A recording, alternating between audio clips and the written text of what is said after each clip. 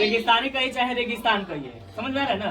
रेगिस्तान आप जानते हैं, रेगिस्तान का मतलब होता है कि वहाँ का भूमि जो है मरी हुई होती है।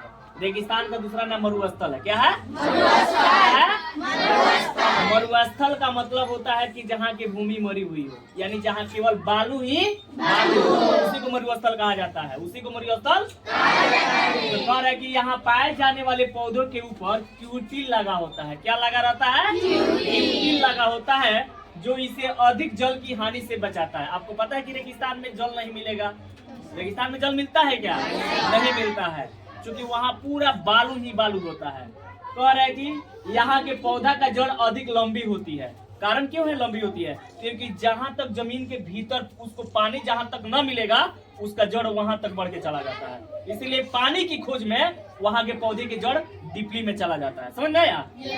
क्यों वहाँ के पौधे की जड़ लंबी होती है? क्योंकि पानी के सर्च में वो नीचे तक चला जाता है। समझ में आ रहा है ना? तो इसीलिए कह रहा है कि यहाँ के पौधों का जड़ अधिक लंबी होता है तथा पत्ती कांटे के रूप में परिवर्तित हो जाती है, यानी कांटे के रूप में बदल जाती है। और यहाँ पाए जाने वाला जंतु का बल शुष्क एवं मूत्र पतला होता है, क्योंकि पता है टेम्परेचर हाई आता है। राजस्थान का एक जैसलमेर जगह है जहाँ सबसे ज्यादा गर्मी, पूछता है क्वेश्चन जीके में कि भारत में सबसे ज्यादा गर्मी कहाँ पाया जाता है, तो राजस्थान के जैसलमेर में। और भारत में सबसे कम वर्षा कहाँ होती है? लेह लद्दाख में। और भारत में सबसे ज्यादा वर्षा कहाँ होता है? तो मासीराम मेघालय।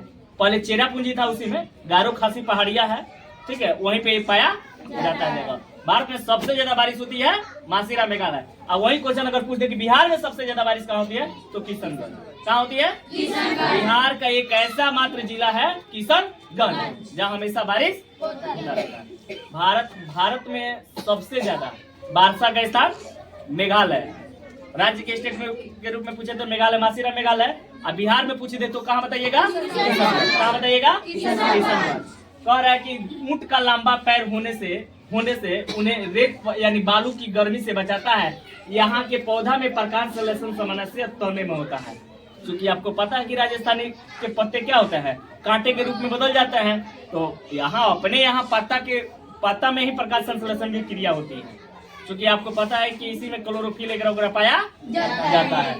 तो कह रहा है कि नोट में लिखा है कि ऊंट का पैर गदेदार होता है। देखिएगा आपके यहाँ ऊंट आएगा ना, तो उसका पैरवा देखिएगा गदेदार होता है, ठीक है। और बालू पर आसानी से चल पाता है, आसानी से चल पाता है, उसका पैर धंसता नहीं है। आप जाइएगा दौड़ने के लिए तो आपका पैर धंसेगा, मोटरसाइकिल लेके जाइएगा तो धंसेगा, इसलिए बाइक को बालू पर नहीं चल पाता है।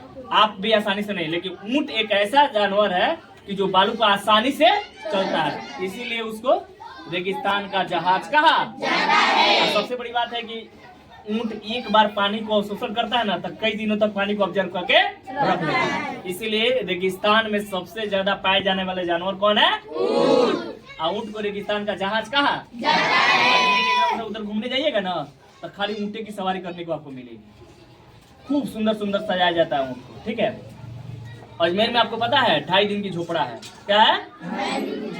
हाँ, वो मस्जिद का नाम है 2.5 दिन की, तो उसका 2.5 दिन में ही निर्माण हुआ था, इसीलिए उसको 2.5 दिन की झोपड़ा कहा जाता है। वो मस्जिद है। क्या है? मस्जिद है। कहाँ पाया जाता है? अजमेर में, राजस्थान, ठीक है।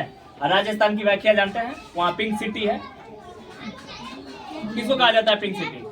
जयपुर को। राजस्थान की राजधानी कहाँ है? जयपुर है। जयपुर को क्या कहा जाता है? गुलाबी शहर कहा जाता है। और वहीं पे एक और चीज है प्रसिद्ध, जिसका नाम है हवा महल।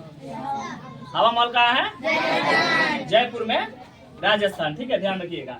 यहाँ लिखा है कि पर्वतीय या ध्रुवीय क्षेत्र में पाए जाने वाले वृक्ष शंकुकार के आता है। शंकु आकार का मतलब जैसे उकड़ होकर के टोपी देखते हैं ना, तो वहाँ के वृक्ष ऐसे होते हैं, शंकुकार।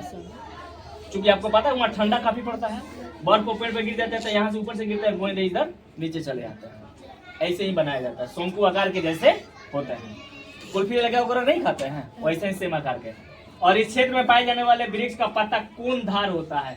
जिस क्षेत्र में पाए जाने वाला जंतु का शरीर एक मोटी त्वचा या फिर उन्हें ठंडों से बचाता है। पहाड़ी तेंदुए के शरीर पर फर उन्हें बर्फ पर चलते समय पैरों को ठंड से क्या करता है? बचाता है। और मैदान या घास का स्थल पूछ रहा है कि शिकारी जानवर का चेहरा पर आगे की ओर आंख उन्हें दूर शिकार खोजने में मदद करता है। एक आंख से कितना डिग्री तक वो देख सकता है? 150। एक आंख से सीधे हुआ 150। जैसे दोनों आंख खोल देगा तो देखिएगा पूरा दिखाई दे रहा है ना। तो आपका जो प्रकार होता है वो कितने डिग्री का होता है? 100। तो हम इस तरह चुपचाप अगर सीधे खड़े होकर दोनों आंख से देख रहे हैं तो हमें कितना डिग्री का एंगल दिखाई दे रहा है? 180 डिग्री का क्षेत्र हमें पूरा दिखाई। और वहीं एक आंख बंद करके देखेंगे तो कितना डिग्री का दिखाई देगा? 150। यानी वो कह रहा है कि वहाँ के जो पशु के आंख होता है ना वह 150 डिग्री, एक आंख से 150 डिग्री का क्षेत्र देख सकता है, दोनों आंख से 180 डिग्री का क्षेत्र। और कोई दिक्कत किसी को? समझ में आया? चलिए।